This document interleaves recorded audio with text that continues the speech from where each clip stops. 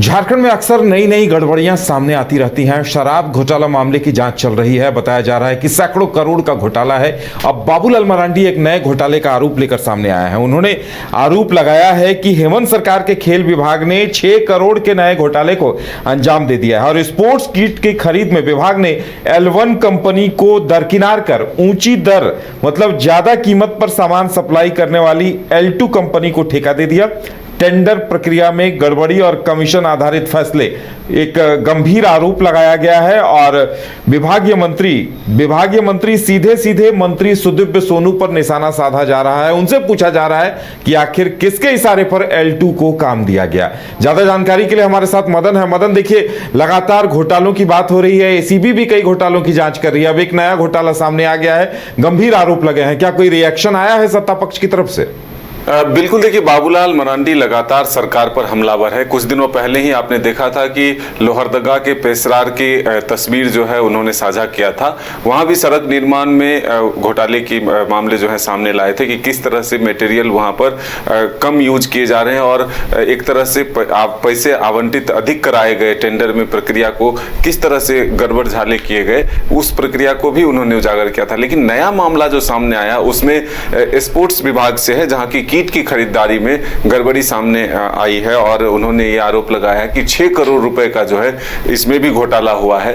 L1 जो tender प्रक्रिया में होते हैं उसको दरकिनार करते हुए L2 को इसमें प्राथमिकता दी गई, यानी कि जो कम दर में टेंडर डाला था सामग्री उपलब्ध कराने को लेकर, उनको दरकिनार कर दिया गया और जो अधिक कीमत में L2 में थे उनको यह काम दे दिया गया। तो सीधे तौर पर मंत्री जो है उन पर यह आरोप लगा है कि आखिर इसमें किस तरह से ये गड़बड़ियां हुई, किसके इशारे पर हुई। और लगातार आप देखते हैं कि एक के बाद एक घोटाले के आरोप जो है बीजेपी सरकार पर लगा रही है। आज ही आपने देखा था कि हाईकोर्ट में जो कुछ सुरक्षा के उपकरण खरीदे गए हैं उसमें भी गड़बड़ियों का आरोप जो है बीजेपी ने लगाया है।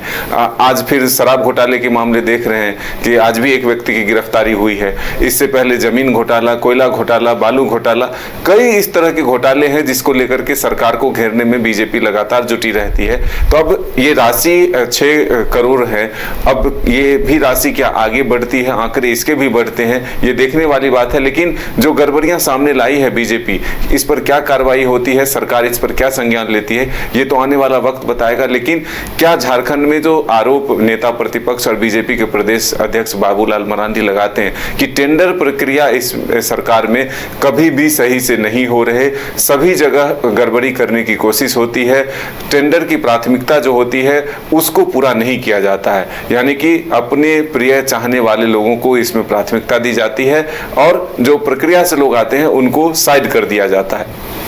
तो ये जो गंभीर आरोप का सिलसिला लगातार जारी है बाबूलाल मरांडी का।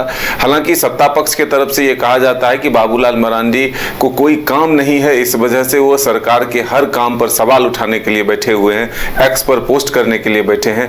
वो इस सरकार को गरीबों के लिए काम करने देना नहीं चाहती है, इसीलिए हर काम पर सवाल उठाते हैं। बिल्कुल, देखिए मदन, अभी इस पर प्रतिक्रियाएं भी आ रही हैं। बाबूलाल मरांडी ने ट्वीट किया है, उस पर एक आ रहा है कि L2 से स्पोर्ट्स और जेनरिक किट खरीदने का निर्णय लिया गया। इसके लिए टेंडर में स्पोर्ट्स इंडिया ने 16,999 रुपए, शिव नरेश ने 21,999 रुपए और तीसरी नंबर की कंपनी टाइका ने 25,600 रुपए में स्पोर्ट्स और जेनरिक किट आपूर्ति का रेट कोट किया था। लेकिन जो स्पोर्ट्स इंडिया जिन्होंने 16,999 का रेट कोट किया था, उन्हें यह टेंडर मिलने की वजह शिव नरेश को मिल गया जिन्होंने 21,999 रुपए का रेट कोट किया था। तो अब मदन, ये तो अब विभाग को बताना पड़ेगा कि भाई L2 को आपने क्यों चुना।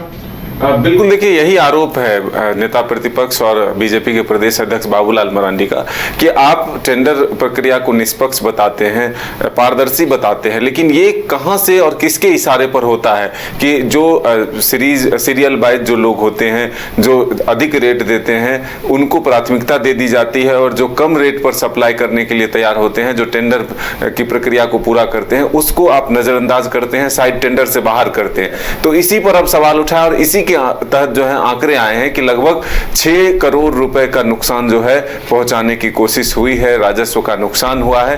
तो अब देखना होगा कि सरकार और मंत्री पर और विभाग पर जो आरोप लगा है इस पर क्या कुछ कार्रवाई होती है, संज्ञान लिया जाता है या फिर इस आरोप को ऐसे ही नजरअंदाज कर दिया जाता है। चलिए, तो इंतजार इस बात का रहेगा कि बाबूलाल मरांडी ने जो गंभीर आरोप लगाए हैं, दीपक प्रकाश ने भी प्रतिक्रिया दी है, सुदीप सोनू को जिम्मेदार ठहराया है, उनकी तरफ से रिएक्शन क्या आता है ये देखने वाली बात होगी।